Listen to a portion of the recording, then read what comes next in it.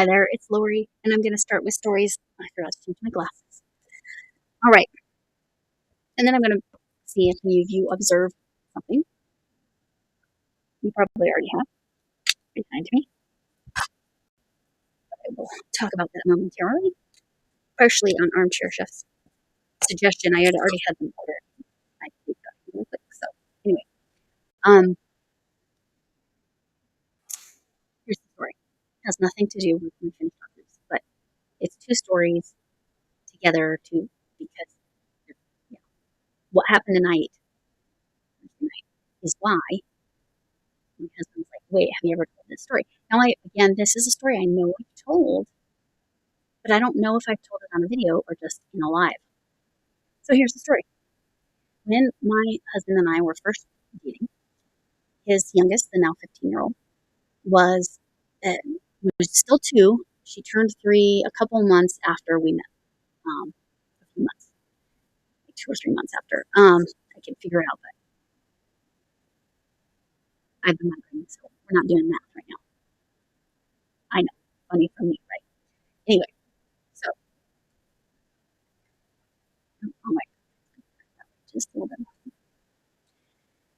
So so we get to Thanksgiving, and I had to use this timeshare trade, and so we got this place up in Vail, Colorado. If you know anything about skiing, you've probably heard of Vail. We were not skiing because it was Thanksgiving week. Sometimes ski areas are open here for Thanksgiving.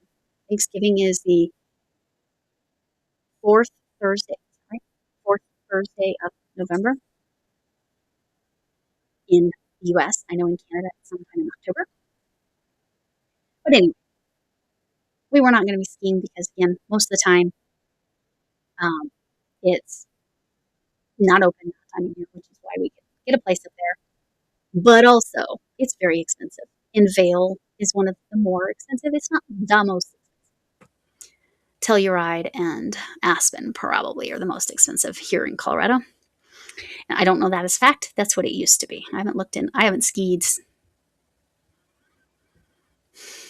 in over 15 years, about somewhere between 15 and 17 years ago. I went skiing, loved it. It was great. But yeah, that was before I had a knee replacement. So partial knee replacement. Anyway, that's neither here nor there. I really like to go on and on. So my husband was making a roast lamb. I don't mind roast lamb. It's not my favorite. It is his favorite, and it's the 18-year-old's favorite. I don't like ground lamb. That's just a personal thing. I don't mind lamb if it's in gyros, but I would never choose lamb personally. That's just me. Anyway, so he's making this, and he had bought some red wine and poured a couple glasses. Of course, at that time, this was 5 years prior to when I started having migraines all the time. He had poured me a little bit of this red wine because he was cooking the lamb with it. So he had handed me a glass. I tasted it a little bit. I smelled it, whatever. And I had set it down on the bar. It was higher than a table. It was a bar, like that separates the kitchen from the dining area. That height, not a true like bar, but anyway, set it down. Then we're chatting and whatever. And then my husband looks over and he goes, well, he wasn't my husband at the time. He looks over and he goes, "Did you drink that whole glass?" I said, "No." She was 3 by now. The 3-year-old had drank it. Yeah. Sure enough.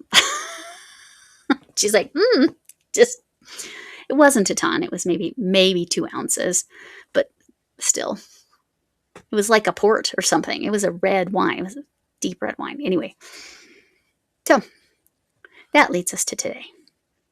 Now, she does not care for the taste of alcohol. She'll, if he offers for her to taste something, she might taste it, but she's not particularly interested. And I can't drink at all. So I have been, since I've been on this new medication where I can't have any alcohol, I've been in the habit of smelling his wine. And he had made a face after drinking this wine. And he's like, woof, that's an interesting Chardonnay, is what he said. And I said, let me smell it. And I smelled it, and I go, that smells like rubbing alcohol. It legit, it did, guys. It did.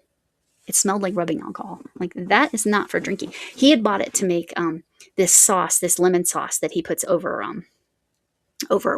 fish when we have fish. It's very good. All the alcohol gets reduced out, so it's fine.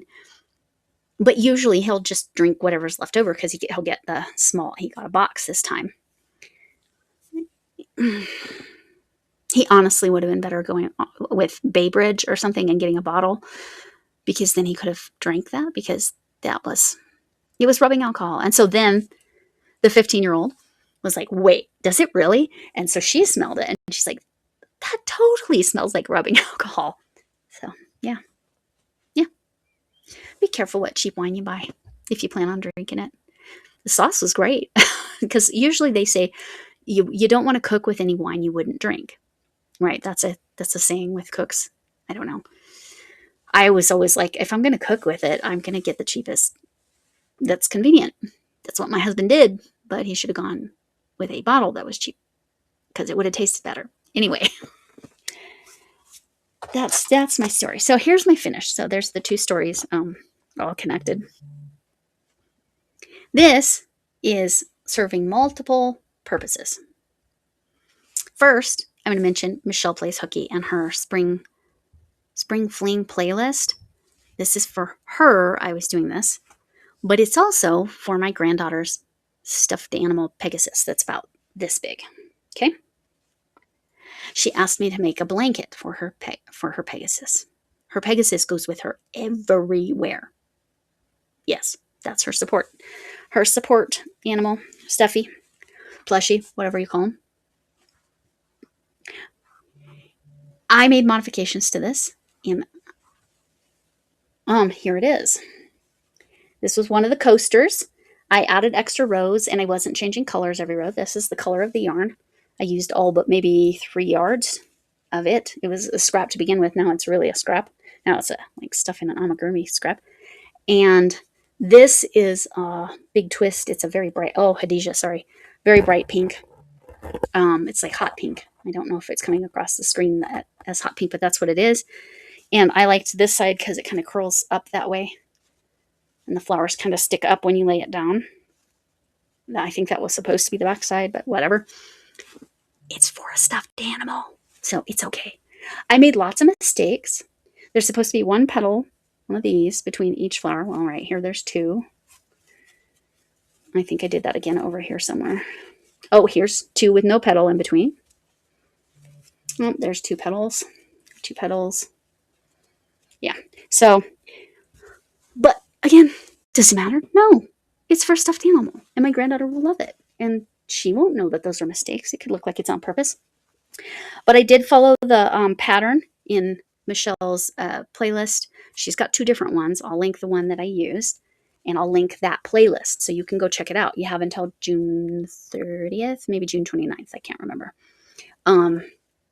But I had to add some rows because I think it went to about here.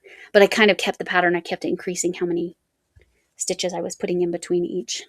It's sort of like, it kind of comes out like a granny stitch, right? But you keep adding a double crochet in there. But, and then I follow the instructions for the flowers. They're popcorn stitches. But there it is. Oh, and I was, you know how I feel about ends, right? So she was cutting the yarn every time she did a flower and then starting over. So no, that's not what I did. I slip stitched until I got to the next, because there was a different base for the flowers than the petals. The petals look like that. So anyway, I'm working on a bee. I didn't finish it. I tried. But positive thoughts, prayers, whatever, because I've been struggling. I get infusion meds probably shortly after you're seeing this, or maybe when you've seen this. It's been a rough go.